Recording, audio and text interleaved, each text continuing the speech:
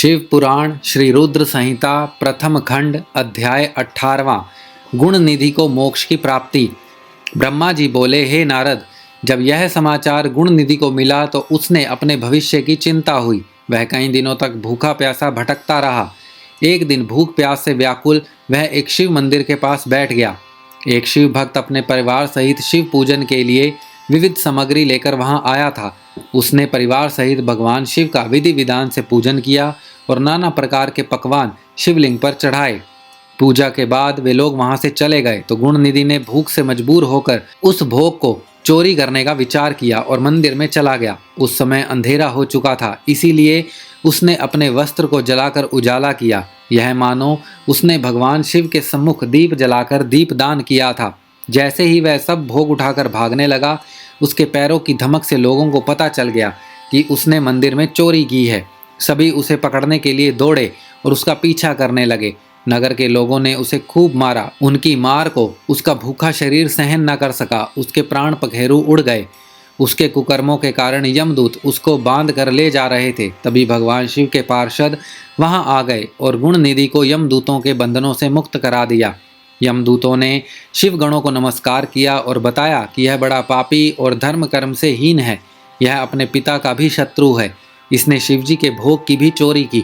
इसने बहुत से पाप किए हैं, इसीलिए यह यमलोक का अधिकारी है। इसे हमारे साथ जाने दें ताकि विभिन्न नरकों को यह भोग सके। तब शिवगणों ने उत्तर दिया कि निश्चय ही गुण निधि ने बहुत से पाप कर्म किए हैं, परंतु इसने कुछ पुण्य कर्म भी किए हैं जो संख्या में कम होने पर भी पाप कर्मों को नष्ट करने वाले हैं। इसने रात्रि में अपने वस्त्र को फाड़कर शिवलिंग के समक्ष दीपक में बत्ती डालकर उसे जलाया और दीपदान किया। इसने अपने पिता के श्री मुख से एवं मंदिर के बाहर बैठकर शिव गणों को सुना है और ऐसे ही और भी अनेक धर्म कर्म इसने किए हैं।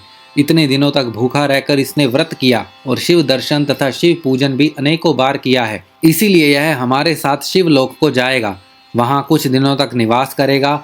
जब इसके संपूर्ण पापों का नाश हो जाएगा तो भगवान शिव की कृपा से यह कलिंग देश का राजा बनेगा। अतः यमदूतों, तुम अपने लोक को लौट जाओ। यह सुनकर यमदूत यमलोक को लौट गए। उन्होंने यमराज को इस विषय में सूचना दे दी और यमराज ने इसको प्रसन्नतापूर्वक स्वीकार कर लिया।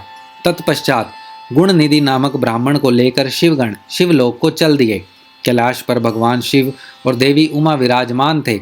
उसे उनके सामने लाया गया। गुण निधि ने भगवान शिव उमा की चरण वंदना की और उनकी स्तुति की। उसने महादेव से अपने किए कर्मों के बारे में क्षमा याचना की। भगवान ने उसे क्षमा प्रदान कर दी। वहां शिवलोक में कुछ दिन निवास करने के बाद गुण निधि कलिंग देश का राजा अरिंदम के पुत्र दम के रूप में विख्यात हुआ। हे नारद, शिवजी की थोड़ी सी सेवा भी उसके लिए अत्यंत फलदायक हुई। इस गुण निधि के चरित्र को जो कोई पढ़ता अथवा सुनाता है, उसकी सभी कामनाएं पूरी हो जाती हैं तथा वह मनुष्य सुख शांति प्राप्त करता है। श्री रुद्र संहिता प्रथम खंड अध्याय 18वां समाप्त।